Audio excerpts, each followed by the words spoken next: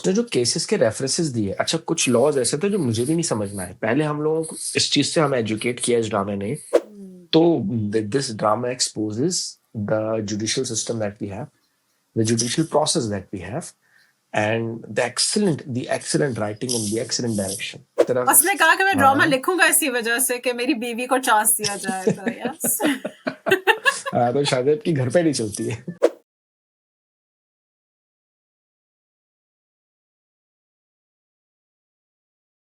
So on that note, I think we'll move to the other drama. कौन से ड्रामे पे बात करें अब Mavish? Let's do case number 9. क्या हो केस नंबर 9 तो भाई क्या जबरदस्त ड्रामा है।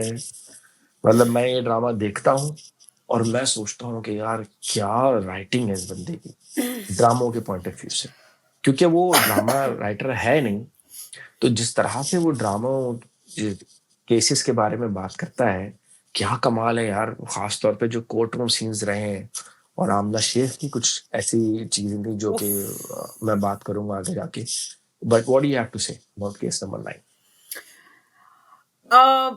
I mean, I was just at a loss of words, Faraz, जब मैंने केस नंबर 9 के सारे कोर्ट रूम सीन्स देखे, बिकॉज अगर आप पुराने ड्रामास में देख लें, जैसे कर्ज जहाँ देख लें या डिफरेंट भी, उनकी स्ट्रॉन्ग स्टोरी लाइन होने के बावजूद कोई इतना एक्यूरेट कोर्ट रूम का जो एक होती है जो रियलिटी से लाइक 100% क्लोज, जैसा आप सिमुलेशन ही कह लो, इतनी क्लोज सिमुलेशन जो है वो आज तक किसी ड्रामे में नहीं हुई, यू नो। कोई भी आप पीटीवी आप पुरानी आप 50 साल की हिस्ट्री में से उठा के देख लें, I think this has to be the first drama of its kind जिसमें इतनी 100% सिमुलेशन, रियलिस्टिक सिमुलेशन दिखाई है। जज का बैठना, एक आपका पूरा डिमीनियर, जो पूरा body language of lawyers and you know Noor, वो जो नूर साहब बड़े, of course he is known for his, he is notorious for his role now, उनकी बॉडी लैंग्वेज, विक्टिम्स की बॉडी लैंग्वेज में क्या हो रहा है? माय लॉर्ड, आपकी अदालत में क्या हो रहा है? मतलब और ये होता है, आई एम श्योर, एग्जैक्टली, ये honourable court, what is happening in your honourable court? Exactly तो लेकिन आप ये देखें कि ये हो रहा है, एंड जिस तरह से वो पूरी एग्जीक्यूशन दिखाई है ना कोर्ट रूम सीन्स की, I think hats off to the director and hats off to the writer. I think this has been मेरा नहीं ख्याल कि इसमें इससे ज्यादा true depiction of what really how the victim is treated, how you know आपके witnesses को क्या ट्रीटमेंट होता है और उनसे कैसे सवालात किए जाते हैं। एंड आई थिंक मतलब Amna Sheikh was so phenomenal, is so phenomenal. मतलब उसने रियल लाइफ आपकी एग्जांपल्स यूज की हैं कि मतलब उसने वो मीनार पाकिस्तान की लड़की का उसने एक रेफरेंस किया, मतलब आपके literally I had That's writing. That's the writing. Yes, that's what I'm saying. Yes. Exactly. So hats off to the writer as well कि मतलब आपको गूज़बम्स आ गए कि you know वाकई में you know पाकिस्तान में ऐसे केसेस आपने दिखाए हुए भी हैं और उसने फिर उसी सिचुएशन को उसने रिलेट भी किया। It makes more sense then, you know. तो I mean, I was just out of words, to be honest. मुझे तो हुआ कि भाई इससे बेहतर कोई चीज टीवी पे नहीं आ सकती थी, और जितनी ट्रू डिपिक्शन के साथ राइटर ने और डायरेक्टर ने दोनों ने एफर्ट्स डाल के इसको रियलिटी के क्लोज किया, hats off to them.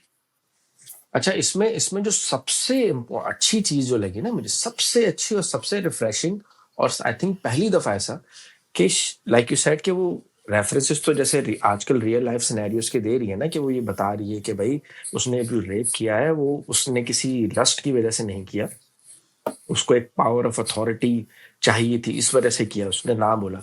But the most important thing that was like कि यार उसने जो केसेस के रेफरेंसेस दिए, अच्छा कुछ लॉज ऐसे थे जो मुझे भी नहीं समझ में आए। पहले हम लोगों को इस चीज से हमें एजुकेट किया इस ड्रामे ने कि आपके साथ शुरू के 7 दिन बहुत इंपॉर्टेंट होते हैं to get the DNA and to get the evidence. You shouldn't take shower, you shouldn't change clothes and all of those things, fine. अच्छा, उसके बाद हमें जब लग रहा है कि यार अब तो केस खत्म हो रहा है, there was this very important rule that she mentioned through the medium of TV कि इन तरह के केसेस में अगर आपके पास डीएनए इस तरह के एविडेंस ना भी हो तो भी सर्कमस्टेंशियल एविडेंसेस की बेसिस के ऊपर आप जो है वो फैसला दे सकते हैं हक में, विक्टिम के हक में, इन दैट केस सबा कमर या सहर के हक में।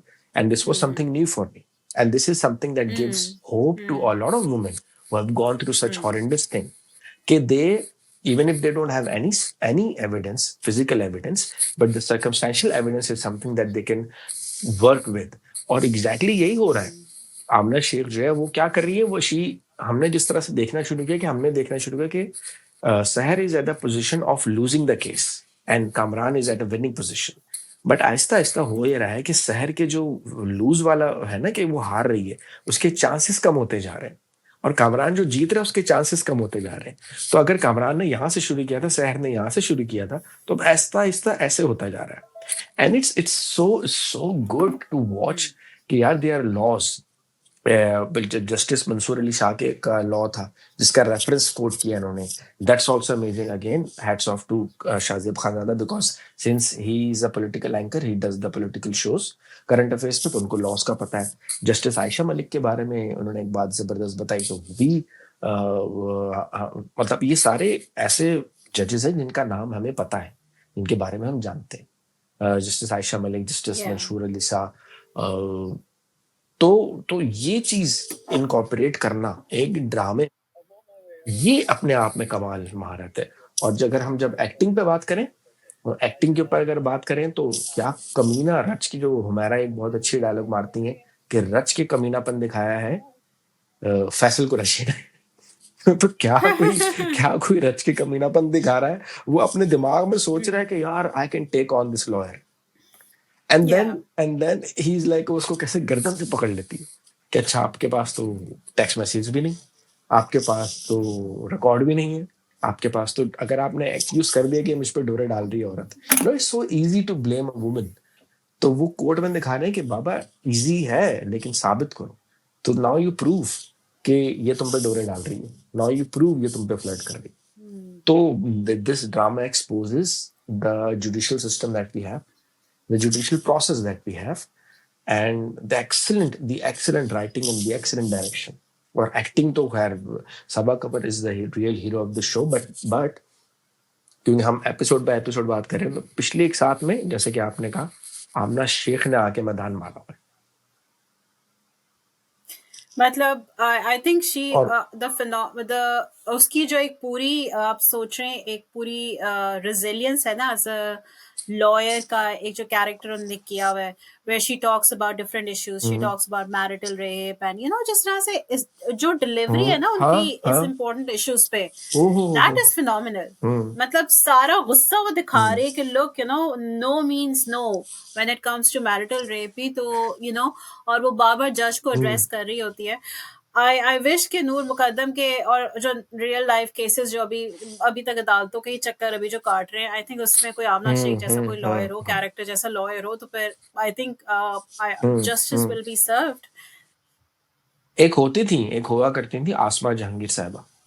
आसमा जहांगीर, बस आसमा जहांगीर साहब होती थी. She was a very incredible lawyer. She was a real force. She was a real force. हाँ, she was a real force. तो बड़ी जालिम लॉयर हुआ करती थी, जबरदस्त लॉयर होती थी. और जिस पाकिस्तानी माशरे में जो which is heavily male dominated society, उसमें अपना लोहा मनवाया उन्होंने.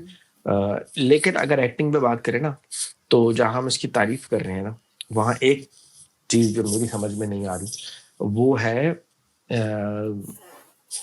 फैसल कुरैशी की बीवी का रोल जिसने किया है, रुशना शाह. यार बहुत बहुत कमजोर एक्टिंग कर रही है यार, बहुत. वो शाहजेब खानजादा की बीवी है ना, की बेगम है. हाँ, तो ये तो नेपोटिज्म हो गया ना फिर सीधा यार. मतलब यार एक तरफ है भाई, राइटर ने कहा मेरी बेगम को आपने दिया. हाँ यही तो फैसल कुरैशी, फिर फैसल कुरैशी एक तरफ उसने कहा कि मैं ड्रामा लिखूंगा इसी वजह से कि मेरी बीवी को चांस दिया जाए. तो यस तो शाहजेब की घर पे नहीं चलती है, बड़ों की घर पे नहीं चलती, जितना बड़ा भी राइटर हो या पॉलिटिकल घर पे नहीं चलती. अब वो सीन देख लो यार, वो जुनैद खान और उसका रुशना शाह का जो ऑफिस में था, वो लड़ी उससे आके इतना हाई जिसे कहते हैं ना, क्या एड्रेनलिन किस्म का, हाई एड्रेनलिन किस्म का आपने देखा कोर्ट रूम सीन, और उसकी ब्लड रशिंग सीन, और एकदम आपके इमोशंस ऊपर आए हुए, you are pumped up, and you watch that scene between Rushna and Junaid Khan in the office, exactly. And you're like, यार ये क्या कर रही है. और तो आई थिंक जहाँ तारीफ है वहाँ तारीफ है, जहाँ पे थोड़ी बहुत इसमें खराबी है ये कि भाई कोई बेहतर अदाकारा रख लेते. जब सब लेकिन वो एक वो फनी मीम है ना कि मालिक जहाँ इतना कर ही रहे हो तो ये भी कर देते। तो मालिक जहाँ पर इतना आपने एग्जैक्टली। अच्छा किया तो आप ये भी कर लेते।